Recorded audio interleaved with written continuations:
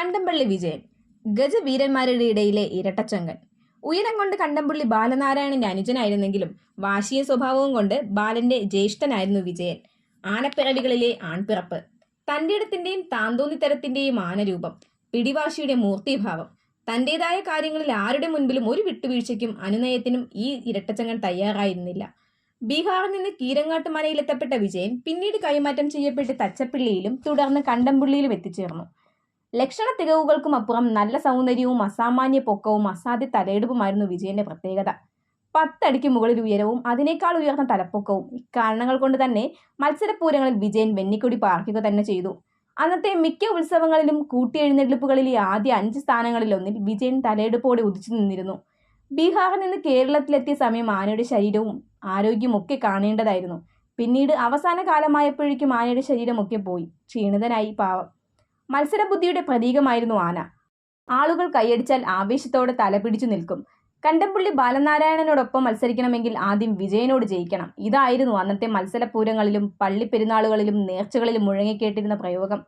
ചക്കുമരശ്ശേരി തലപ്പൊക്ക മത്സരത്തിൽ ബാലനാരായണനെയും പാറമേക്കാവ് പരമേശ്വരനെയും എല്ലാം തലയെടുപ്പ് കൊണ്ട് കീഴടക്കിയിട്ടുണ്ട് ഈ വീരകേസരി. ഉത്സവ പറമ്പുകളിൽ ചുള്ളിപ്പറമ്പിൽ സൂര്യനെയും തെച്ചിക്കോട്ടുകാവ് രാമചന്ദ്രനെയും മംഗലംകുന്ന് കർണനെയും എല്ലാം നന്നായി വിറപ്പിച്ചുവിട്ട ചരിത്രമുണ്ട് ഈ വീരനായ വിജയന്. ബീഹാറിൽ നിന്ന് കൊണ്ടുവരുമ്പോഴേ ആനയുടെ കൊമ്പിന് കേടുണ്ടായിരുന്നു.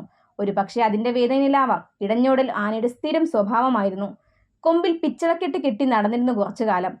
ഒരിക്കൽ കൈപ്പറമ്പ് എന്ന സ്ഥലത്ത് വെച്ച് കുറുമ്പുകാട്ടി ഓടിയ ആനയെ നിയന്ത്രിക്കാൻ ആനയുടെ പുറത്തുനിന്ന ചട്ടക്കാരൻ തന്റെ ഉടുത്ത മുണ്ടഴിച്ചു ആനയുടെ മുഖത്തേക്കിട്ടു. അങ്ങനെ കണ്ണു കാണാതെ നിന്നപ്പോൾ തളച്ചു. വേറൊരിക്കലാവട്ടെ പൂങ്കുന്നം ശിവക്ഷേത്രത്തിന് സമീപം ചങ്ങല പൊട്ടിച്ചോടിയ ആനയെ അന്നത്തെ ചട്ടക്കാർ കുരുക്കിട്ടാണ് പിടിച്ചത്. ഒരിക്കൽ കല്ലഴിപ്പൂരത്തിന് വന്നപ്പോൾ ആന ചങ്ങലയും പൊട്ടിച്ചോടി. ചട്ടക്കാർ പുറകെയും ഓടി ഓടി പൊട്ടിയ ചങ്ങലയെടുത്ത് ചട്ടക്കാർ ഒരു സർവേക്കല്ലിൽ കെട്ടി. പിന്നീട് വടം കൊണ്ട് ബന്ധിച്ചു. ഇങ്ങനെ ഒരുപാടുണ്ട് വീരകേസരിയെക്കുറിച്ചുള്ള കഥകൾ. പിന്നീട് ഒരിക്കൽ ഓടിയ ആന പുഴയിൽ ചാടി നീന്തി രസിച്ചു. ഓട്ടം തുടർക്കഥയാക്കിയ ആന ഒരിക്കൽ റോഡിൽ കൊമ്പ് കുത്തി നിന്നു. ഒരിക്കൽ ഒരു മരത്തിലും പിന്നീട് ഒരിക്കൽ ഒരു ട്രാൻസ്ഫോമറിലും കുത്തിയതോടെ വലത് കൊമ്പങ്ങ് പോയി. കണ്ടംപള്ളി വിജയൻ അങ്ങനെ ഒറ്റക്കൊമ്പൻ വിജയനായി. കൊമ്പ് പോയതിൽ പിന്നെ ഓട്ടം കുറവായിരുന്നു. പോയ കൊമ്പിന് പകരം പാലമരം കടഞ്ഞെടുത്ത് കൊമ്പുണ്ടാക്കി. ആ കൊമ്പിൽ ഒരുപാട് പേർ കണ്ണുവെച്ചിരുന്നു.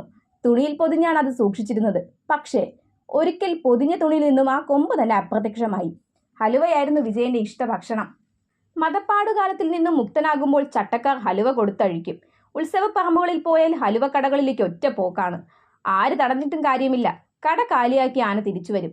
അതുപോലെ പൊരിച്ചാക്കുകളിൽ തുമ്പിമുക്കി ചാക്ക് മാത്രം ബാക്കിയാക്കി ഞാനൊന്നും പറഞ്ഞില്ലേ എന്ന ഭാവത്തിൽ നിൽക്കും. ഇടഞ്ഞോടൽ സ്ഥിരമായപ്പോൾ വിജയൻ ഓടിയെന്ന് കേൾക്കുമ്പോഴേ എത്ര ഹലുവക്കടകൾ കാലിയായി എന്നാണ് അക്കാലത്തെ ആളുകൾ അന്വേഷിച്ചിരുന്നത്. ഗുരുതര പ്രശ്നങ്ങളൊന്നും ആന ഉണ്ടാക്കിയിരുന്നില്ല. ആണുങ്ങളിൽ ആണായി തന്നെ ജീവിച്ചു.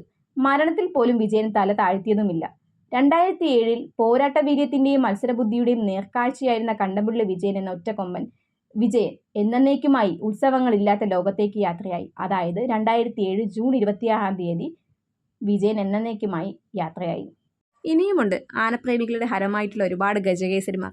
അപ്പോൾ നമുക്ക് അടുത്ത വീഡിയോയിൽ മറ്റൊരു ഗജകേസരിയുടെ വിശേഷങ്ങളുമായിട്ട് വീണ്ടും കാണാം. Thanks for watching.